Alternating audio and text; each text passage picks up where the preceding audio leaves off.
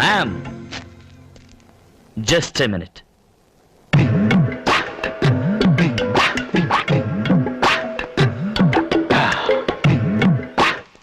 మీ ఇష్టాన్ని చెప్పారు, నా ఇష్టాన్ని వెళ్ళలేదు. నాకు మీరంటే ఇష్టం లేదు.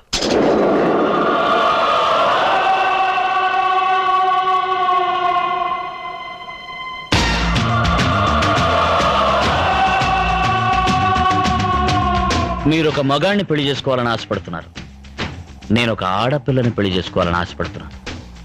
ఆ ఆడపిల్ల మీరు కాదు. ఇంకెవరినైనా నువ్వు ప్రేమిస్తున్నావా?